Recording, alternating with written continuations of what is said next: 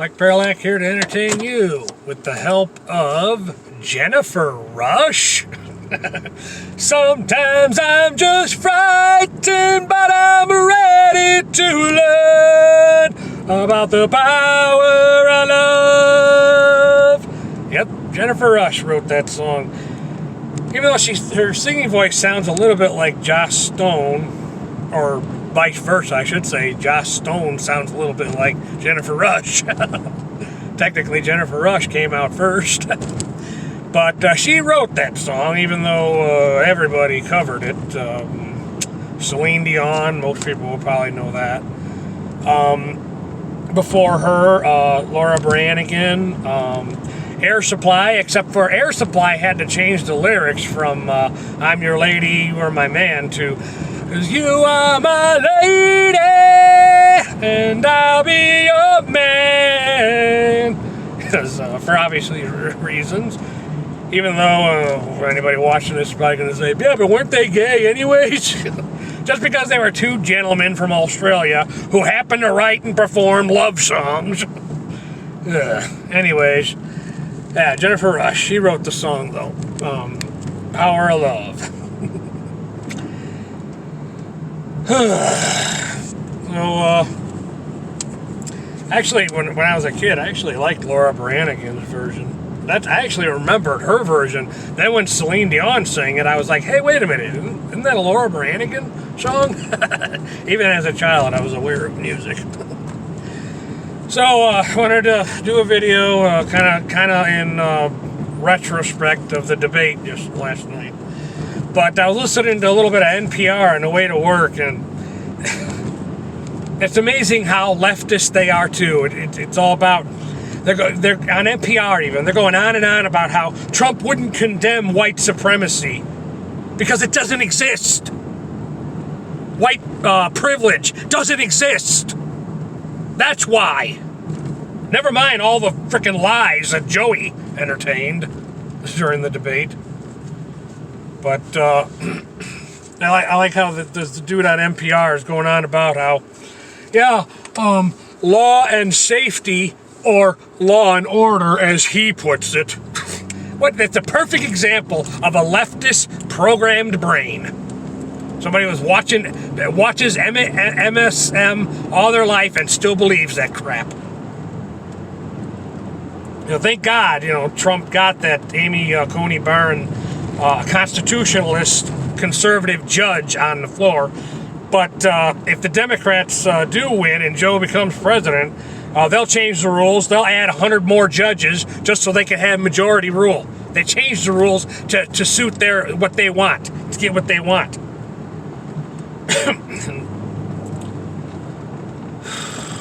It's a testament to how the establishment hates Trump. Because Trump, for the first time, is... During the debate, that's why I watched it on C-SPAN. When it was all over, you could hear somebody shouting in the back, Trump, best president ever! So you wouldn't hear that on frickin' any of the other networks. I certainly would have edited that out. But, and then that Wallace guy, Chris Wallace, I lost track to how many times he burped and fondled Joey's perpendiculars, as my mom would say. Oh my God! It was like a three-way debate instead of a two-way. Trump was freaking having a debate the freaking monitor. What more evidence do you need that the establishment is just anti-Trump?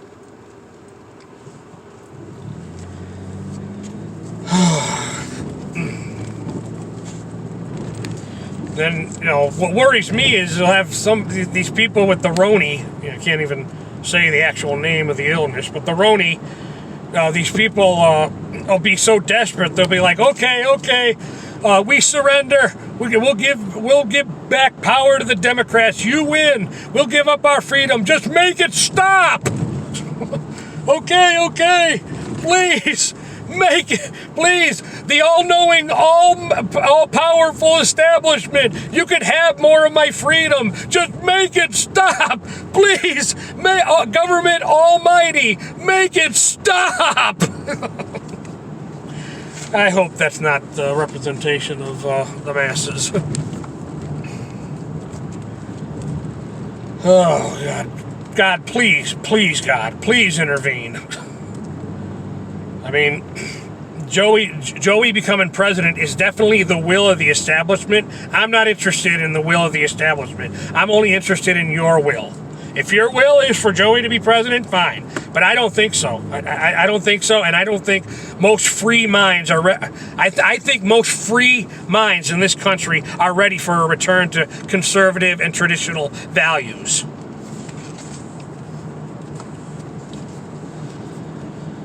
I'm just one lowly American worker who is just now accomplishing things that a lot of people accomplish a little sooner in life.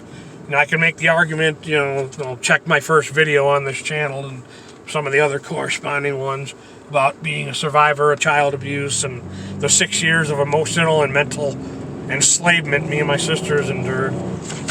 You can check out, specifically my first video on this channel and some of the other corresponding ones, but for more on that. But whatever happens, I just want it to be God's will. Not the will of the establishment, and not even the will of one individual, including myself.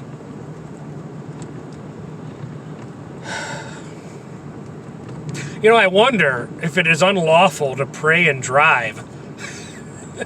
If the left has their way, it will be. Yeah, they'll make a law. You can't pray and drive. That's more money and more power for them. Money to make more prisons, and the power to make the rules that put more people in those prisons. God help us all. God help us all. My heart got a little broken today. I learned, actually I learned this a couple of days ago, but apparently Dwayne Johnson recently backed Joey.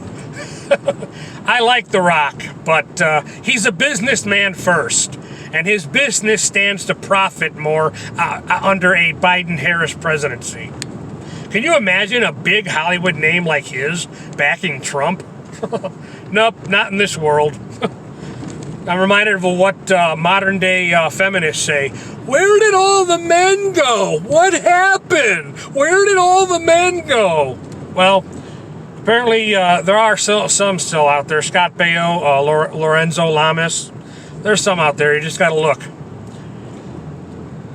But with The Rock, Dwayne Johnson, growing up, I mean, he seemed to me to be, and I'm probably going to be accused of being a racist for saying this, but he seemed to be a more ethnic version of Lou Ferrigno. But his vulnerability was not on the surface like with Lou. With Lou being 80% deaf, his vulnerability was pretty obvious. But Dwayne, he had his vulnerabilities too. That's why I liked him, just like I liked Lou. And I still like him, but I don't agree with his politics. And just because he tells me to vote for somebody doesn't mean I'm going to. But both of them are equally likable, Lou and The Rock. But I guess The Rock just don't have big enough cojones. I guess Scott Baio and Lorenzo Lamas have bigger cojones than The Rock. As it turns out, who would have known? Who would have guessed? I say vulnerability because real men don't let their vulnerabilities become justifications for weakness and laziness. But as for The Rock, like I said, he's a businessman first. And I'm not going to judge him for that on that point.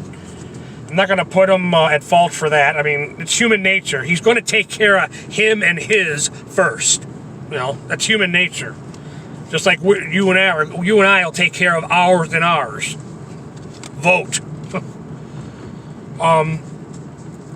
I guess we're just the lowly peasants that put The Rock, Dwayne Johnson, where he is. All those years spending money on watching him wrestle. All those years, in the years later on, spending all that money going to see his movies. I guess we're chopped liver to him.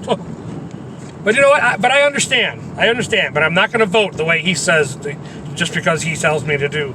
So, cousin of mine shared a funny, apparently there's a funny meme out there where Joey's standing in back of The Rock, sniffing away, saying, "I smell what you cooking."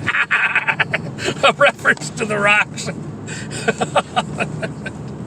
little slogan there in his back in his wrestling days. So if you believe in government almighty, by all means, vote for Joey.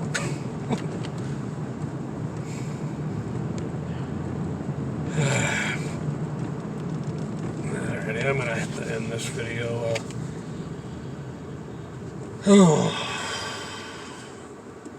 But I wanted to end this video with a little, just a little thing. Comment in the comments below if you have any inquiries as far as measuring things, because I have this really cool measuring tool, and I keep it on me at all times, conveniently. It's a good measuring tool, specifically length, but yeah, I could probably measure girth with it too. But it's a pretty good tool. I always keep it right here in my pants. Let me show you. See? There it is. Cool measuring tool. Keep it right there in my pants. Well, what'd you think I was going to pull out? Thank you for watching.